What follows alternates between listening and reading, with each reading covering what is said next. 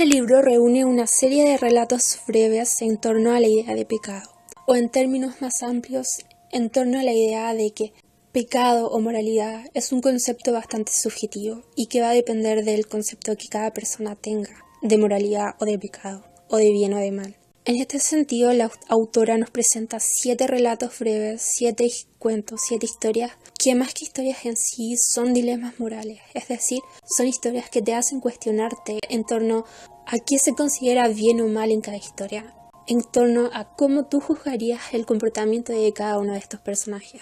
Por lo tanto, son historias bastante desafiantes que te hacen pensar mucho, por cuanto la autora no juzga los acontecimientos que se presentan en la historia, sino que te da todo a ti como lector para que seas tú el cual complete la historia y le dé su sentido moral, ya sea en un sentido o en el otro. En este mismo sentido, la autora utiliza un guiño muy decidor, que es incluir el cuadro El Jardín de las Delicias como un elemento vinculante entre cada una de estas 7 historias. Y de una forma u otra introduce este cuadro en cada historia en particular, junto con otros elementos que son como guiños al lector para que los vaya descubriendo por sí mismo, como por ejemplo el elemento de las frutas que está presente en cada uno de ellos, entre otras cosas. ¿Y por qué este cuadro? Bueno, por una razón muy simple, y es que si uno mira este cuadro, si uno lo mira con detención, uno se puede dar cuenta de que no hay un concepto único en cuanto a lo que este cuadro represente. Es decir, no hay una teoría que diga, bueno, este cuadro significa tal y tal cosa, y este símbolo significa esto y esto otro. No, al contrario. Este cuadro es muy desafiante y invita al observador a cuestionarse a sí mismo y a reflexionar y a sacar una conclusión nueva de cada elemento que pueda observar en este cuadro.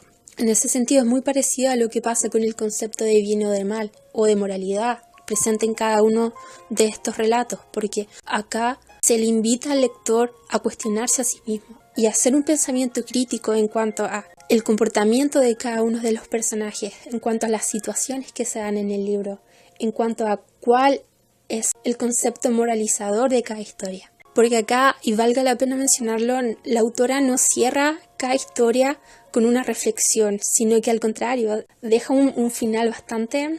abierto a interpretación por parte del lector. En ese sentido es un libro punzante porque te invita a no quedarte tranquilo con la historia en sí, sino que a seguirle dando vueltas una vez que terminaste de leer la historia, a seguir pensando en ella y a buscarle finales alternativos y a pensar en el comportamiento de los personajes, de por qué actuaron así, de qué hubieras hecho tú en su lugar,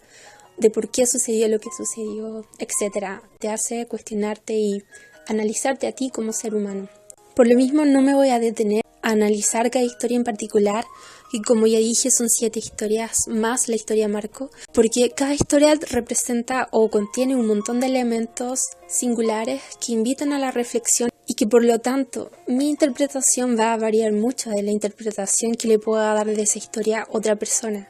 Aún así, lo único que puedo decir es que el libro en sí y cada historia en particular no solamente es buena y está muy bien escrita, sino que cumplen el objetivo que tenía la autora, el hacerte cuestionar